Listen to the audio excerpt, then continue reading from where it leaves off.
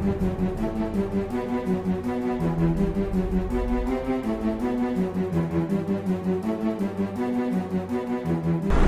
باللہ من الشیطان اللعین الرجیم بسم اللہ الرحمن الرحیم قال رسول اللہ صلی اللہ علیہ وآلہ وسلم العالم بزمانہ لا تہجم علیہ اللوابس۔ عزیزان گرامی، عراق کے حوالے سے موجودہ صورتحال پر گفتگو کا سلسلہ چل رہا تھا۔ اس وقت جو صورتحال بن چکی ہے، اس میں جو بات نظر آتی ہے وہ یہ ہے کہ داعش کے نام سے القاعدہ کی جس تنظیم کی آبیاری امریکیوں نے کی، سعودیوں نے کی، علاقے کے مختلف عرب ممالک اور ملکوں اور شاہوں نے کی، انہوں نے عراق کے ان علاقوں کا کنٹرول سنبھالنے کی کوشش کی جہاں پر صدام کی باقیات اور صدام سے متعلق مختلف قبائل آباد ہیں۔ اس حوالے سے یہ عرض ہوا کہ عراقی فوج کے اندر صدام کی باقیات نے ان کا بھرپور ساتھ دیا، اور اس کے نتیجے میں موجود عراقی فوج کی نسبت ان دہشت گردوں کی ٹریننگ بہت زیادہ ہوئی۔ ان کو مختلف ممالک کے ٹریننگ کیمپوں میں ٹرین کرنے کے بعد عراق کے اندر بھیجا گیا۔ ان کے پاس جدید ترین اسلحہ موجود ہے، وہ اسلحہ جو حتیٰ عراقی فوج کے پاس بھی نہیں ہے، لہٰذا جدید ترین اسلحے سے لیس اور جدید ترین ٹریننگ سے آمادہ اور ٹریننگ یافتہ یہ دہشت گرد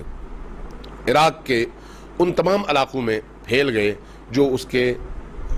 ہمسایہ ممالک کے ساتھ سرحدوں پر واقع ہیں، اور ان کی بھی کوشش یہی تھی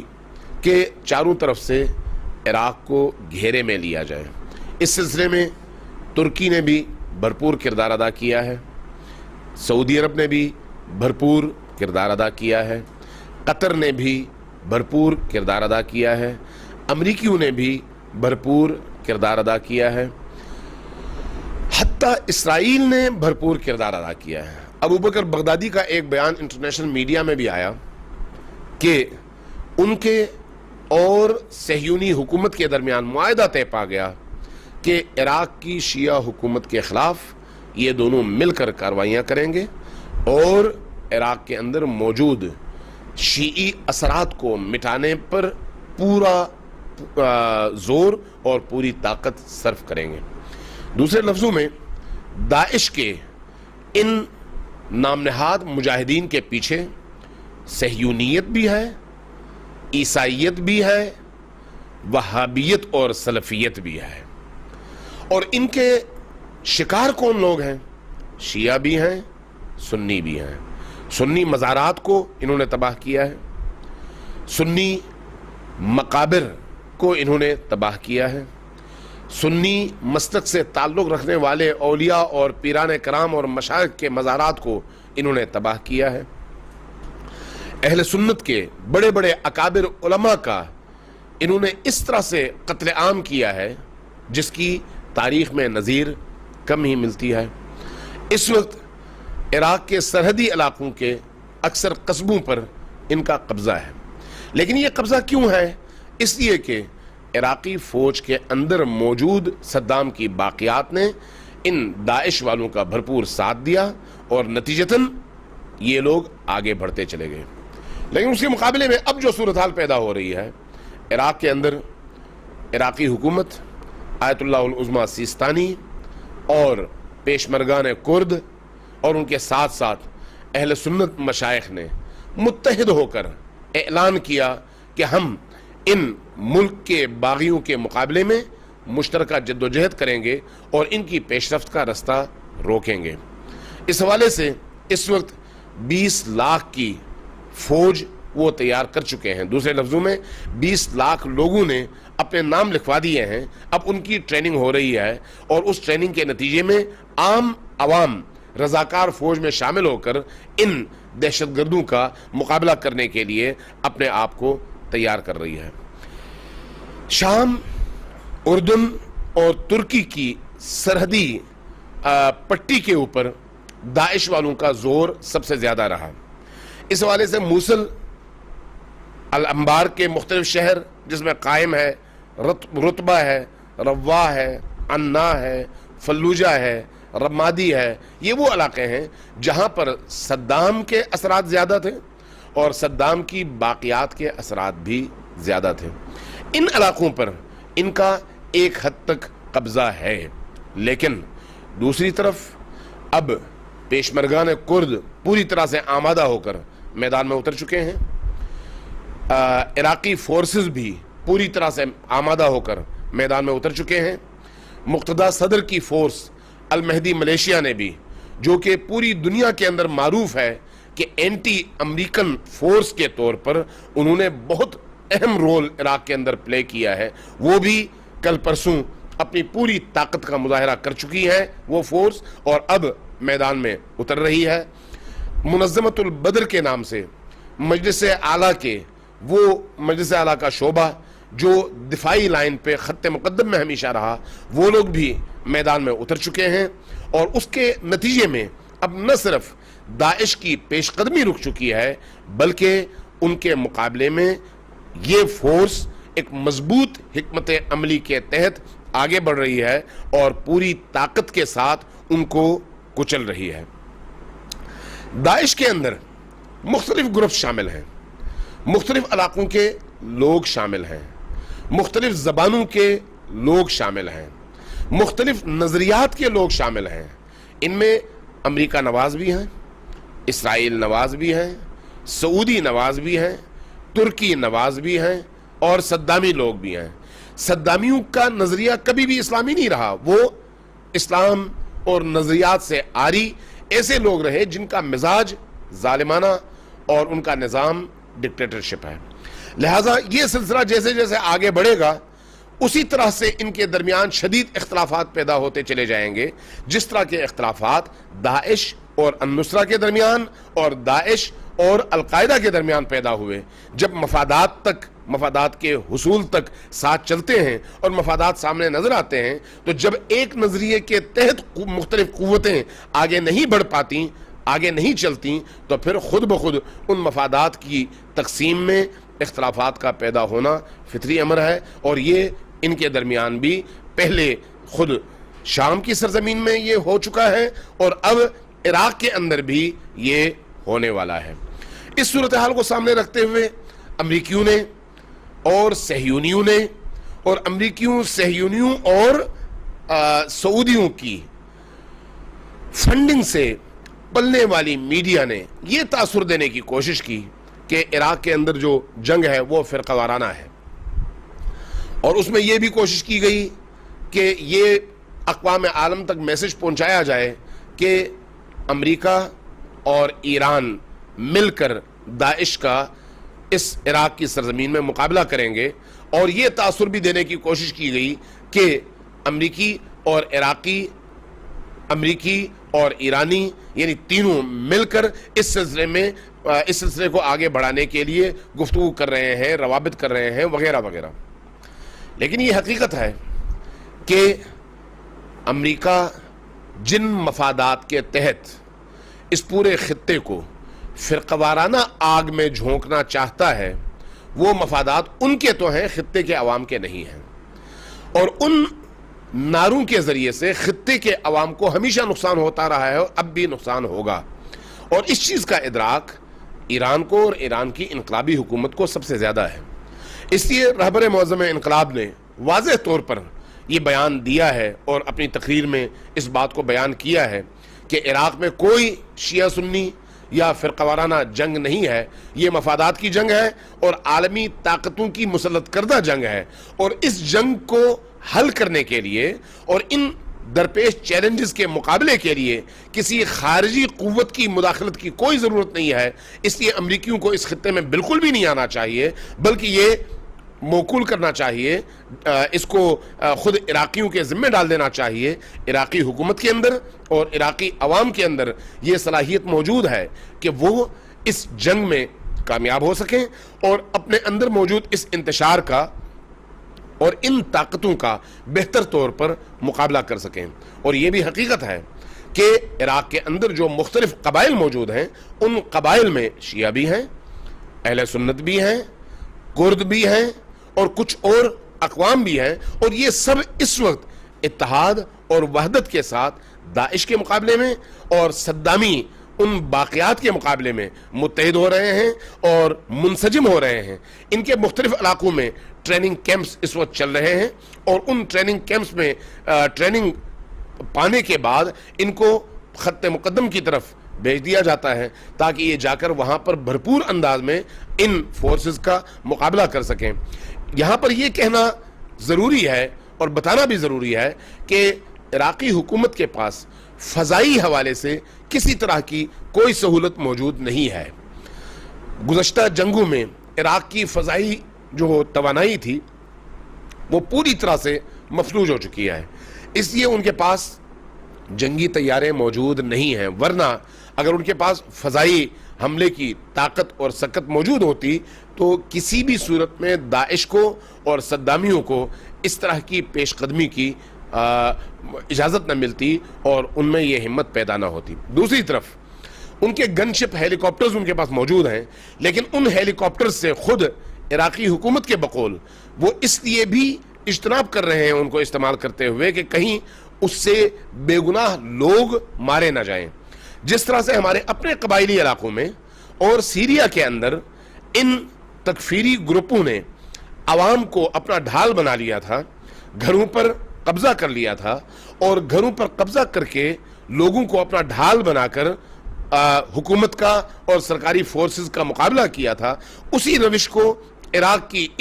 عراق کے علاقوں میں بھی وہ یوز کر رہے ہیں، استعمال کر رہے ہیں، جس کی وجہ سے نہتی عوام سامنے ہوتی ہے اور یہ دہشت گرد ان کے پیچھے چھپے ہوئے ہوتے ہیں۔ ایک بنیادی وجہ ان گن شپ ہیلی کاپٹروں کے استعمال نہ کرنے کی وہ یہ بھی ہے،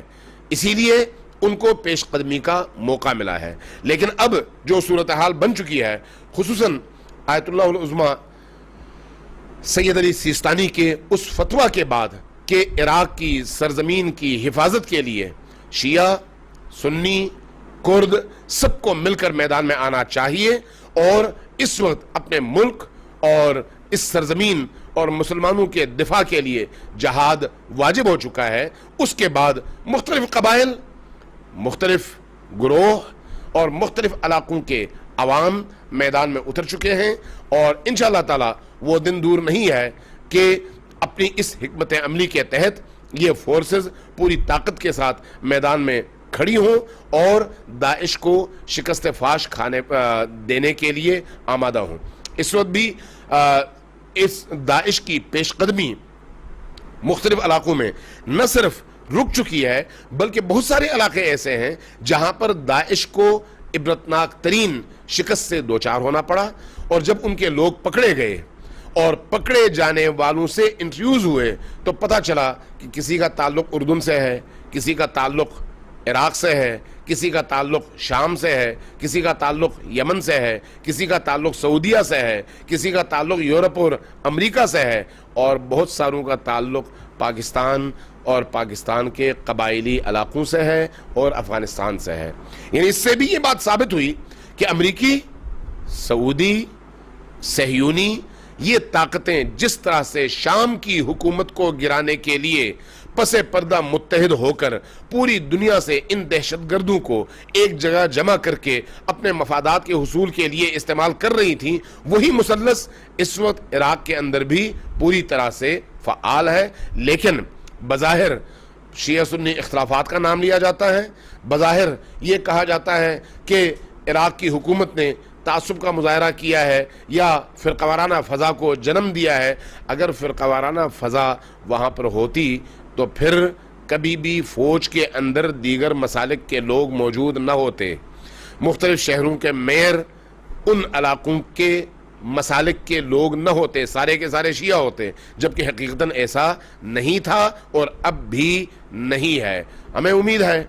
کہ موجودہ صورتحال بہت جلدی اور بہت اچھے اور احسن انداز میں آگے بڑھے گی، اور داعش کو جس طرح سے ان کی پیش قدمی روک دی گئی ہے اور بہت سارے علاقوں میں ان کو شکست دی جا چکی ہے، اور بعض علاقوں میں چھوٹے موٹے علاقوں پر جب ان کا قبضہ ہوا تو وہ علاقے بھی ایسے تھے، عام طور پر یہ ہوتا بھی ہے کہ ایک چھوٹے سے علاقے پہ، چھوٹے سے قصبے پہ جہاں پر نہ کوئی فوج ہوتی ہے نہ کوئی پولیس ہوتی ہے، جب اس طرح کی کوئی فورس آ کے قبضہ کرتی ہے تو عالمی میڈیا اس کو بہت زیادہ بڑا چڑھا کر بیان کرنے لگتا ہے اور یہ تاثر دینے کی کوشش کرتا ہے کہ دہشت گردوں کا اور باغیوں کا قبضہ ہو گیا۔ یہ نارمل چیزیں ہیں۔ یہ چیزیں اس وقت اہم ہوتی ہیں جب کسی جگہ فوج اور مسلح گروپوں کو شکست دے کر اس طرح کے گروپس آگے بڑھیں، جبکہ ایسی کوئی بات نہیں تھی۔ جو علاقے سقوط کر گئے، جن علاقوں پر ان کا قبضہ ہوا، وہاں پر بھی مقابلہ کوئی نہیں ہوا۔ جب مقابلہ نہ ہوا تو خود اس مقابلے کا نہ ہونا اس بات کی سب سے بڑی دلیل ہے کہ وہاں پر فوج جو کہ صدامی تھی ان کے ساتھ مل گئی تھی۔ اب عراقی حکومت کو بھی اس کے بعد اپنی اسٹریٹجی اور اپنی حکمت عملی چینج کرنی پڑے گی اور واضح طور پر ان لوگوں کو اپنی صفوں سے باہر نکالنا پڑے گا جنہوں نے شیر کا لباس پہن کر بھیڑیے والا کام کیا ہے، جنہوں نے محب وطن کا لباس پہن کر وطن سے غداری کی ہے اور دہشت گردوں کا اور بیرونی ایجنٹوں کا ساتھ دیا ہے۔ اب نوری مالکی کی حکومت کو اس بات پر بھی غور کرنا پڑے گا کہ پہلے جس طرح سے انہوں نے ایک کھلی چھٹی دی ہوئی تھی صدام کی باقیات کو، اب جو ہے اس طرح کی فضا پیدا نہ ہو، بلکہ ان کے حامی اور بے گناہ انسانوں کے وہ قاتل جہاں جہاں ہیں انہیں محدود کرنے اور انہیں آئسولیٹ کرنے کے لیے بھی ان کو اپنی منصوبہ بندی کرنی پڑے گی۔ اس وقت عوام بہت زیادہ حوصلے میں ہے، عوام کے اندر بہت زیادہ ولولہ ہے۔ جن علاقوں میں یہ لوگ تیزی سے آگے بڑھے تھے اسی تیزی سے ان کو شکست فاش دی جا چکی ہے، اور چونکہ عراق زمین کے لحاظ سے محدود علاقہ ہے، محدود زمین ہے اس کی، اس لیے یہ بات بھی ہمارے سامعین کے پیش نظر رہنی چاہیے کہ عراق کے مختلف شہروں کے درمیان جو فاصلے ہیں وہ بہت کم ہیں۔ مثلا بڑے بڑے شہروں کے درمیان 50 کلومیٹر اور 60 کلومیٹر سے زیادہ کے فاصلے نہیں ہیں۔ یعنی جب اتنے کم فاصلے ہوتے ہیں تو پھر یہ تاثر ابھارنے میں بہت سارے لوگ یا بہت سارے میڈیا کے گروپس یا بہت سارے ممالک جلدی سے کامیابی حاصل کر لیتے ہیں کہ ان باغیوں نے مختلف علاقوں پہ قبضہ کیا۔ بھی چھوٹے چھوٹے علاقے ہیں، ایک چھوٹے علاقے پہ قبضہ کرنے کے بعد جب اگلے علاقے تک کا فاصلہ آپ دیکھتے ہیں تو وہ 40 کلومیٹر ہوتا ہے یا 50 کلومیٹر۔ اس سے دیگر ممالک میں موجود لوگوں کو یہ تاثر ملتا ہے کہ گویا انہوں نے بہت بڑی پیش قدمی کی ہے، جبکہ پیش قدمی نہیں ہوتی ہے۔ اگر کسی شہر پر آپ کا قبضہ ہے اور وہاں پر آپ کی آبادی تھی یا وہاں پر آپ کی فورسز موجود تھیں، صدامی باقیات وہاں پر موجود تھے، تو اس علاقے سے بغداد کا فاصلہ اگر 60 کلومیٹر ہے تو یہ 60 کلومیٹر آپ کی پیش قدمی کی وجہ سے نہیں ہے، بلکہ آپ جہاں پر تھے وہاں سے فاصلہ ہی اتنا تھا۔ لہٰذا ان چیزوں کو بھی ہمیں پیش نظر رکھنا چاہیے، اور ہمیں امید ہے کہ انشاءاللہ تعالی یہ جو حق اور باطل کا معرکہ ہے، یہ جو امریکی، صہیونی اور سعودی مثلث کی سازشوں کے نتیجے میں فرقہ وارانہ فضا بنانے کی سیریا میں، یمن میں، بحرین میں اور عراق میں اور اس کے ساتھ ساتھ لبنان کے اندر کوششیں کی گئیں، یہ کوششیں انشاءاللہ تعالی ناکام ہوں گی۔ ان جنگوں کے نتائج سامنے آئیں گے۔ اب بھی میں دعوت دیتا ہوں اپنے تمام اہل سنت علماء کرام کو، دوستوں کو، اکابر کو کہ وہ ان علاقوں کا دورہ کریں، جائیں، دیکھیں، تاکہ ان کو پتہ چلے کہ اہل سنت ان کی پوزیشن کیا ہے، ان کا موقف کیا ہے، اور ان دہشت گردوں اور تکفیریوں اور قاتلوں اور سلفیوں اور آل محمد و آل محمد کے دشمنوں کے حوالے سے خود اہل سنت کا نقطہ نظر کیا ہے، کیا ان کے اور شیعوں کے درمیان وہاں پر اختلافات بھی ہیں یا نہیں ہیں۔ یقینی طور پر قریب سے دیکھنے کے بعد یہ بات اظہر من الشمس ثابت ہوگی اور نظر آئے گی کہ وہاں پر فرقہ وارانہ کوئی فضا نہیں ہے، بلکہ فرقہ وارانہ فضا بنانے کی کوشش کی جاتی ہے جس طرح سے پاکستان میں کی جاتی ہے۔ ہمیں امید ہے کہ انشاءاللہ تعالی ہم حق کے اس رستے میں شیعہ، سنی، دیوبندی سب مل کر ان تکفیریوں کے مقابلے میں جو نہ شیعوں کو مانتے ہیں، نہ سنیوں کو مانتے ہیں، نہ دیوبندیوں کو مانتے ہیں، نہ کسی اور مسلک کو مانتے ہیں، ان کا مسلک صرف اور صرف دوسروں کا قتل کرنا اور اپنی مادی اور جنسی خواہشات کو پورا کرنا ہے، ان کو انشاءاللہ تعالی ہم سب مل کر شکست دے سکتے ہیں اور انشاءاللہ تعالی شکست دے کر رہیں گے۔ والسلام علیکم ورحمۃ اللہ وبرکاتہ۔